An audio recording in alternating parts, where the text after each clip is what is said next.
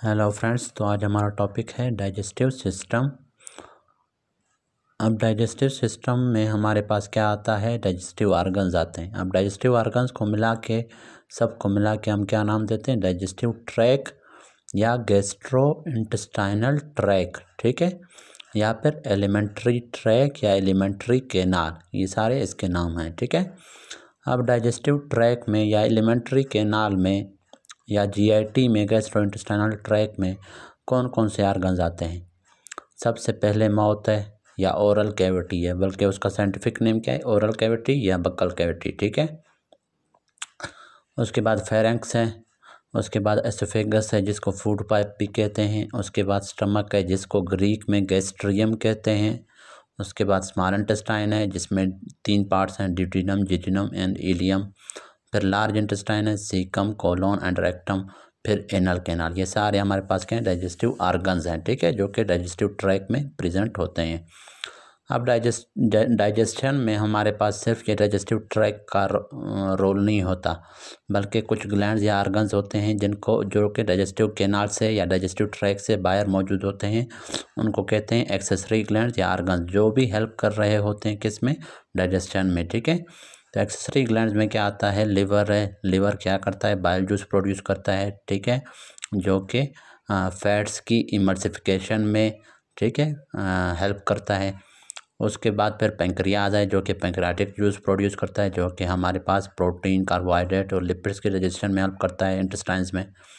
और उसके बाद गाल ब्लैडर है। गाल ब्लैडर असल में एक हमारे पास ग्लैंड नहीं है, लेकिन ये एक छोटा सा ब्लैडर है जिसके अंदर लिवर से बाइल जूस आता है, पहले इसमें स्टोर होता है, और जब रिक्वायर्ड होगा, जब फूड आएगा स्मॉल इंटेस्टाइन में, फैट्स आएंगे स्मॉल इंटेस्टाइन में, तब गाल ब्लैडर से वो बाइल जूस रिलीज होगा स्मॉल इंटेस्टाइन में, ठीक है। सॉरी। अच्छा, अभी सबसे पहले बक्कल कैविटी या ओरल कैविटी, उसमें कौन कौन से पार्ट्स होते हैं। उसमें सबसे पहले लिप्स हैं, अपर एंड लोअर लिप है। उसके बाद हमारे पास टीथ्स हैं। उसके बाद हमारे पास टंग है, सलाइवरी ग्लैंड्स है। तो ये सारे ऑर्गन्स हमारे पास बक्कल कैविटी में होते हैं। फंक्शन ऑफ टीथ, टीथ का फंक्शन आपको पता है क्या करता है, chewing, grinding, mastication and tearing, इस सब में ये हेल्प करता है, ठीक है। फिर हमारे पास जो टंग है, टंग का फंक्शन क्या होता है, टंग में एक तो टेस्ट बड्स होते हैं जो कि टेस्ट करता है फूड को, कि ये फूड हमारे पास टेस्टी है या टेस्ट मतलब स्वीट है या साल्टी है या, ठीक है, या सोर है या बीटर है, ठीक है। तो ये टेस्ट बड्स का फंक्शन है जो कि टंग में होते हैं। और दूसरा, टंग हमारे पास फूड को बोलस की फॉर्म में, बोलस का मतलब होता है नवाला, उसकी फॉर्म में, वो जो गोल नवाला बन जाता है मुंह के अंदर जिसको बोलस कहते हैं, उसके बोलस फॉर्मेशन में भी हेल्प करता है। सलाइवरी ग्लैंड्स होते हैं माउथ के अंदर, उनका फंक्शन फिर क्या होता है, वो एंजाइम्स खारिज करते हैं, ठीक है, जैसे कि सलाइवरी एमाइलेज है, म्यूसिन है, एट्सेट्रा। सलाइवरी एमाइलेज क्या करते हैं, डाइजेस्ट करते हैं कार्बोहाइड्रेट्स को, जैसे कि स्टार्च या ग्लाइकोजन। फूड में जो स्टार्च होंगे या ग्लाइकोजन होंगे, जो भी कार्बोहाइड्रेट्स होंगे, उनकी डाइजेशन सलाइवरी एंजाइम्स करते हैं, जैसे कि सलाइवरी एमाइलेज होता है, वो हेल्प करता है। अच्छा, फिर उसके बाद हमारे पास आ जाता है 3 टाइप्स के सलाइवरी ग्लैंड्स हैं। अब सलाइवरी ग्लैंड्स के भी 3 टाइप्स हैं। एक है सबलिंगुअल, सब का मतलब, सब ग्रीक वर्ड है, सब का मतलब क्या होता है, बिलो। लिंगुअल का मतलब क्या है, टंग। सबलिंगुअल मीन्स बिलो टंग। ये जो हमारे पास होगा ये टंग के नीचे होंगे ये ग्लैंड्स। सब मैंडिबुलर, बिलो मैंडिबल, ये मैंडिबल के नीचे होगा।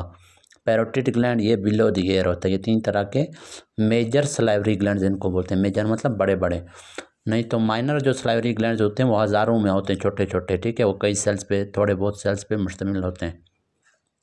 लेकिन जो बड़े ग्लैंड्स हैं, ठीक है, बड़े टिश्यूज से मिलके बने होते हैं, उसमें ये 3 आते हैं। मेजर सलाइवरी ग्लैंड्स में ये 3 है, सबलिंगुअल, सबमैंडिबुलर, पैरोटिड ग्लैंड।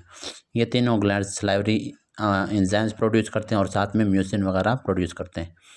अब food is converted into bolus in the buccal cavity with the help of salivary enzymes, teeth and tongue etcetera.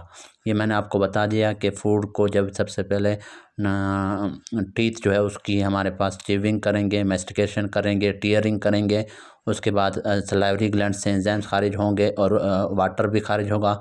वो सारा उस फूड को बोलस की फॉर्म में, टंग की मदद से बोलस की फॉर्म में कन्वर्ट करने में हेल्प करेंगे। फिर फेरेंक्स है, फिर हमारे पास जब बोलस बन गया फिर वो एंटर होता है फेरेंक्स में। फेरेंक्स क्या है, end of the buccal cavity के साथ अटैच होता है। Pharynx is a muscular tube which is a common passage way for food as well as air. ये एक मस्कुलर ट्यूब है, मसल से बना हुआ है, जो कि end of the oral cavity के साथ अटैच होता है, और ये कॉमन पैसेज वे है for air as well as for food. ठीक है, क्योंकि ये जाके ओपन होता है दो, एक लैरिंक्स में ओपन होता है, एक तरफ से ये एसोफेगस में ओपन होता है। अच्छा, अभी पार्ट्स ऑफ फेरेंक्स। फेरेंक्स के पार्ट्स कौन कौन से होते हैं? एक सबसे पहला जो पार्ट होता है और सुपीरियर, वो नेजोफेरेंक्स है, वो नेजल कैविटी के पीछे मौजूद होता है। It is connected with the nasal cavity and located behind the posterior nasal concha. ये सबसे सुपीरियर होता है। फिर उसके नीचे ओरोफेरेंक्स होता है, ये कनेक्ट हुआ होता है with the end of oral cavity के साथ। तो फूड हमारे पास पहले इंटर होगा ओरोफेरेंक्स में। ठीक है, फिर उसके बाद वो ओरोफेरेंक्स से एंटर होगा किसमें? लैरिंजियोफेरेंक्स में। लैरिंजियोफेरेंक्स क्या होता है? Located behind the laryngeal inlet या opening and ends at oesophagus. Laryngopharynx नाम से ज़ाहिर है ये लैरिंक्स के पीछे मौजूद है। लैरिंक्स का जो ओपनिंग है उसके पीछे मौजूद है। लैरिंक्स तो ट्रेकिया में जाके ओपन होता है ना, लेकिन फेरेंक्स जो है, लैरिंजियोफेरेंक्स जो है, जो कि लैरिंक्स के पीछे मौजूद होगा, वो जाके ओपन होगा एसोफेगस में। तो bolus from oral cavity enters into oropharynx. Bolus जो है ओरोफेरेंक्स में इंटर होगा, वहाँ से पेरिस्टाल्सिस बिगिंस होगा and push it into laryngopharynx then into oesophagus. Pharynx हमारे पास पहला मस्कुलर ट्यूब है जिसके अंदर पेरिस्टाल्सिस स्टार्ट होता है। ओरोफेरेंक्स में पेरिस्टाल्सिस स्टार्ट होगा, ओरोफेरेंक्स से बोलस चला जाएगा किस में? लैरिंजियोफेरेंक्स में, वहाँ से पेरिस्टाल्सिस के थ्रू एसोफेगस में, फिर एसोफेगस में जब पेरिस्टाल्सिस होगा तो वो स्टमक में जाएगा। अब पेरिस्टाल्सिस क्या होता है? ये coordinated muscular contraction and relaxations which push the bolus या फूड पार्टिकल्स फॉरवर्ड। तो पेरिस्टाल्सिस क्या होता है? हमारे पास ये मस्कुलर जो ट्यूब्स होते हैं, फेरेंक्स है चाहे एसोफेगस है, उनमें हमारे पास कोऑर्डिनेटेड इस तरह से कंट्रैक्शन फिर रिलैक्सेशन, कंट्रैक्शन रिलैक्सेशन होंगे, जो कि फूड को आगे मतलब अब ये फूड बोलस है, इस फूड बोलस के ऊपर जो हमारे पास फेरेंक्स का हिस्सा होगा वो कंट्रैक्ट करेगा। जब कंट्रैक्ट करेगा उस फूड बोलस को मज़ीद नीचे धकेलेगा, फिर हमारे पास रिलैक्स होगा। अब ऊपर से जो फूड आएगा ये रिलैक्स होगा, फिर जब वो फूड यहाँ तक पहुँच गया फिर ये कंट्रैक्ट करेगा ताकि उस फूड को नीचे पुश कर सके। इस प्रोसेस को हम नाम दे रहे होते हैं पेरिस्टाल्सिस। ये इनवॉलंटरी होता है, ठीक है, हमारे कंट्रोल में नहीं होता, खुद ब खुद हो रहा होता है। Involuntary coordinated muscular contraction and relaxation to propel the food forward. Food particles को या बोलस को फॉरवर्ड प्रोपल करने के लिए, पुश करने के लिए ये प्रोसेस होता है। ठीक है, हमारे तमाम डाइजेस्टिव ऑर्गन्स में ये प्रोसेस होता है। तो ये आज यहीं तक हम पढ़ते हैं, नेक्स्ट टॉपिक में आगे पढ़ेंगे।